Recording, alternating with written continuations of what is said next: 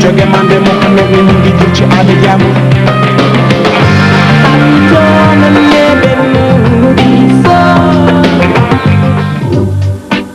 The second half of the Dakar 2004 started off with a cancelled stage. Instead there was a road section between Namur and Bamako. The bikes were loaded onto a plane at Namur for a 1,000-kilometre trip to Bamako. It was also a chance for the riders to regroup and to gain an extra day's rest. But for the cars, they had no such luck. It was that long 1,000-kilometre road section, but at least it was easy going. Some people were still left in the stage to Namur. They had to sleep out in the desert and ride the road section. This particular rider running short of oil. I have not sleep. You, where did you run? I'm in 10 kilometers, working 10 kilometers.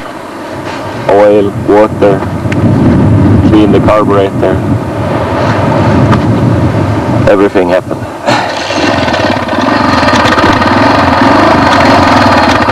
He managed to get going and he managed to get to the rest day.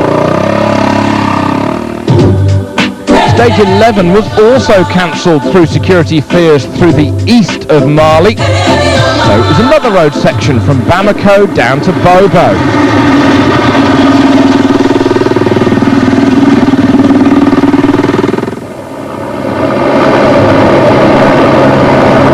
Another easy day's work as many in Burkina Faso came out to watch the passing of the Dakar.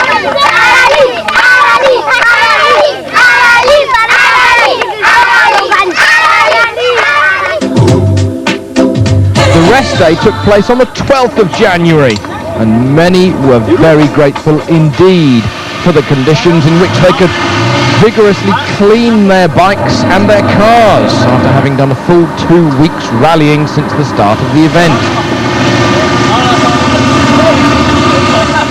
McRae was still yet to arrive. He spent 2 days out in the desert with a broken gearbox. He was limping in. Whilst his teammate Ari Vatanen needed pushing all of the way to the finish by a chase car. He had his gearbox repaired in the desert, only for it to break again.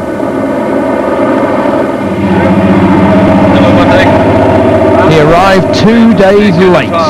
He then asked Patrick Zanaroli how much a penalty he was going to get for being pushed out of this control zone. 5 minutes. Well, from the rest day, the Dakar then continued through up into Mauritania and then of course to Dakar itself. Stage 12 out of Bobo, back to Bamako. The stage itself was 132 miles, but there were 6 villages that the riders and drivers had to go through where there was a 30km/h speed limit, which could have been recorded through the vehicle's GPS.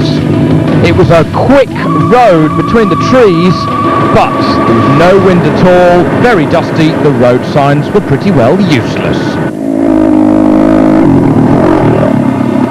But that man again, Cyril Dupre, came out the victor. He charged through the stage right from the head of the field. He started first, finished first, had no dust at all. Nani Roma, though, continued to lead the overall standings. He managed to thread his way through the trees with no problems at all.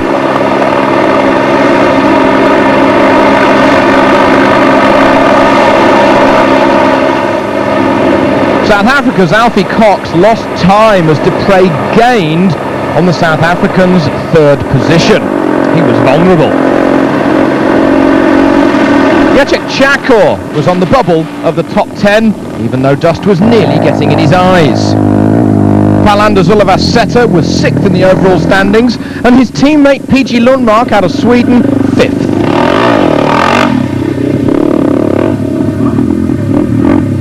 Mark Comer, teammate to the overall leader Nani Roma, was doing well in his second Dakar.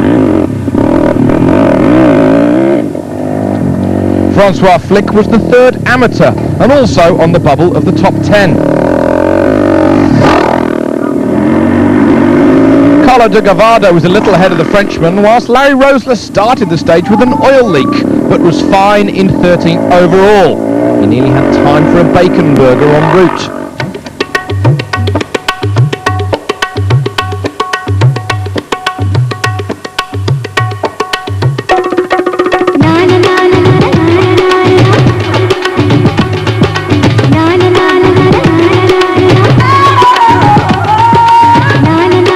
On four wheels, France's Luc Alphonse sped to his second ever Dakar stage victory with the diesel-powered BMW.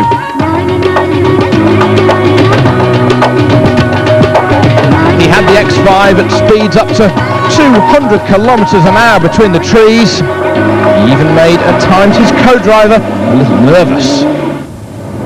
Jean-Louis Schlesser was second behind Alphonse on the day, but was continuing in third overall. Now, coming into one of the speed limits of the villages, he's asking his co-driver where it is, and his co-driver says, well, you better slow down to 30 kilometers an hour. 30 kilometers, that's the limit.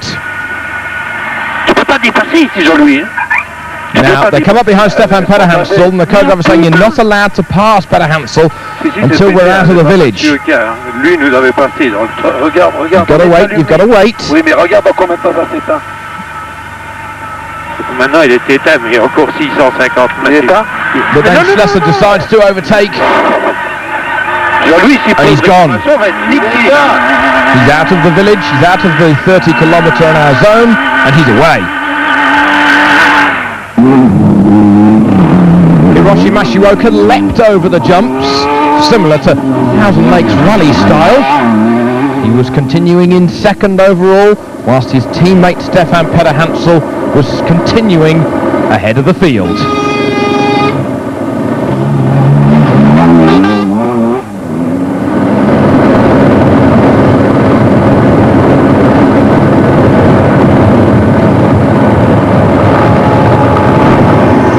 In the big truck class, Vladimir Chigin was again leading, although the battle for third, fourth and fifth was split by about 5 minutes.